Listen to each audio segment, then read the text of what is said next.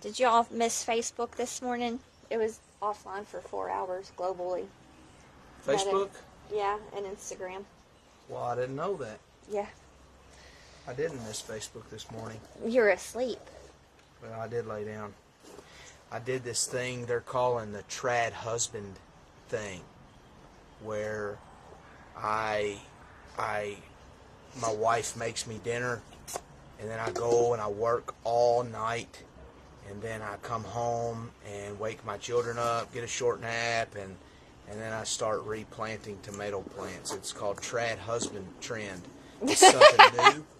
I'm the first one, and so if you want to join on my journey, then jump in. But we're repotting our tomatoes, and see, this one has like 3, so I'm going to try to separate those. But I usually wait. I'm going to try to show you what I've got. So I usually wait until my tomato plants have like their second and even third leaflets. If you can see that. Is that even a word? Leaflets? Leaflet is. So that's what they're starting to get root bound in their little pods. So we've decided to go ahead and repot them today. And I'll keep them inside for a little bit longer. And then I'm hoping that I can move them out to the larger greenhouse pretty soon before I start all my flowers. I've got a limited number of space in my house, and so I've started most of my vegetables and my herbs, and next will be my flowers. So what are you all planting? Are you all planting anything in your gardens this year? Have you started seeds? I hope so. Yeah, I don't even know, we were talking about what a tomato plant costs, and I'm sure it will go up. What you all may remember is during COVID, they quickly fenced off the seeds. You couldn't buy seeds.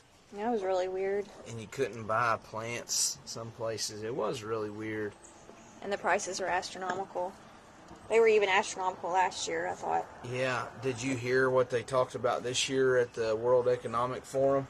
No. What Which they talk about? Happened recently. They said that COVID would just look like a experiment or a trial or a training compared to our Americans' unpreparedness for what do they call big blackouts, power outages. Yeah.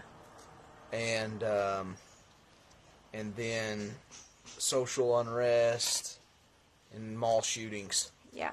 So, and guys too, as we're doing this, think about, some people make this sort of thing a hobby. For us, this is how we feed our family. And think of what's going on in Texas. Man, their farm ground. And I'm going to make a suggestion. Is being burned up. It's being burned up, Yeah. and I don't care how it started. We've got our own opinions and theories, and there's speculations. But listen, that alone shows you the importance, and there will be effects in the market. And so, some things that you do find yourself purchasing, we purchased some things. We're planning on making some of those purchases because before there is an impact, because that impact is coming. So this is devastating to those farmers, and so, man, my heart goes out to all of them. But then it should stir you to action, to realize to motivate you to kind of prepare yourself for what does come down the pike. Because I see meat going through the roof on price, and so I would either stock up right now just in case, or be prepared financially if you do, eat beef. Some people don't. Right. So I hope that you all are growing gardens. I hope you have started seeds. It's not too late. I kind of started again. I started mine a little early because I've got a limited amount of space to start all my stuff. We can't do it all at once, yeah. But I want to encourage you to start some kind of garden this year. So what are, I'm going to get theological for a minute. Okay. So what are some things that you are learning spiritually that you wouldn't understand in so great a way if you weren't doing these tomato plants right now? What I'm learning spiritually? Yes. Sometimes we ask those questions. Were you going to answer? Well, just go ahead. Go ahead. Well, you were talking about, how these get root bound, and they would surely die if we didn't do what we're doing. And even in the scriptures, Jesus makes use of the parable, and you might remember the sower of the seed. Yes. Yep. What happens? Well, they spring up, their life just like our little baby tomato plants, but they might be on different types of soil. Choked out. Yeah, by rocky soil or among the thorns where they'll be choked out. And so it teaches us a lot of things. Mm-hmm. We can compare that. Christ spoke in parables. People all through history have seen how putting your hands to work in the dirt from which you were made, doing things in real life, the way they would call it is the Lord speaks by similitudes. We might use different language and say by metaphors. Mm-hmm. Francis Schaeffer says the same thing. He sees beauty in nature as a revelation of God. We're out here doing some of this, and I've been doing some reading in my John Flavel books that I just recently found a good purchase on. But I want to read even what John Flavel says. It's really telling. The employment of the husbandman is by all acknowledged to be very laborious.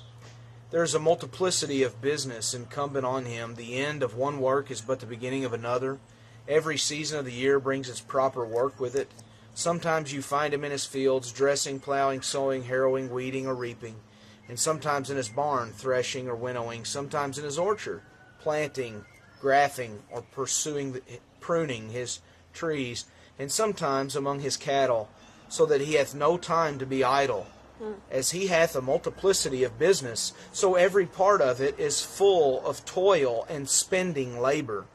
He eats not the bread of idleness, but earns it before he eats it, and as it were, dips it in his own sweat, whereby it becomes the sweeter to him. Though sin brought in the husbandman's sweat in Genesis 3:19, yet now not to sweat would increase his sin. Ezekiel 16:49. He goes on. It's an entire book he's written for spiritualized husbandry. He says, "Behold, here the life of a serious Christian shadowed forth to the life. As the life of a husbandman, so the life of a Christian is not idle nor easy life." So that it's full, it is rich, this book of husbandry. But every theologian of substance in the past has seen such great value in what we're doing today. Right. In everything that we're going to do in our home. And so it's a good work, guys. What y'all are involved in is a holy thing. God is making himself known to you in a way that others don't get to see, or want to see, or even want to see. But it's a joyful thing, right? I mean, we get to take in the smells of a soft rain and the coolness of an early warm day.